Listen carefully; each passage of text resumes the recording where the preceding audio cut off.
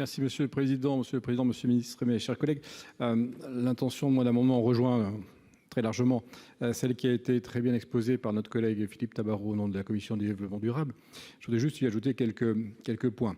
Il s'agit évidemment donc d'un taux réduit de TVA pour les autorités organisatrices de transport, pour Île-de-France Mobilité singulièrement, la question vient d'être abordée à l'instant par notre collègue, et pour le ferroviaire.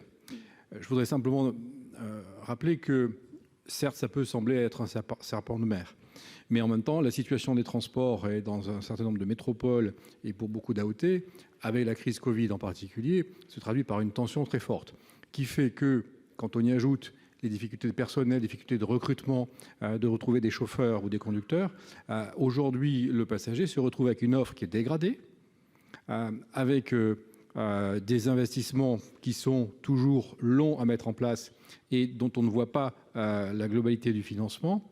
Et ensuite, il y a aussi l'augmentation des prix liés à l'énergie. Donc il y a un sujet du financement de l'investissement, il y a un sujet de financement du fonctionnement qui fait que, si j'ose dire, on va quand même assez vite dans le mur et on klaxonne.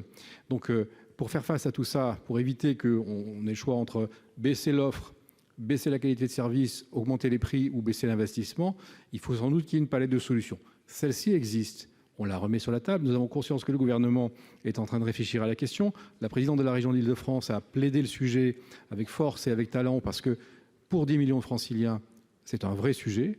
Moins d'offres, c'est la galère et en plus, les prix vont augmenter. Donc il nous faut trouver une solution, une palette de solutions. Celle-ci peut exister.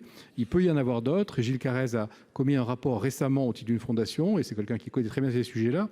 Et donc ça, ce que nous disons au gouvernement, c'est il faut avancer sur plusieurs claviers et cette touche-là, il ne faut pas l'écarter. Merci. Avant de donner la parole au rapporteur général, je voudrais saluer en votre nom à tous une délégation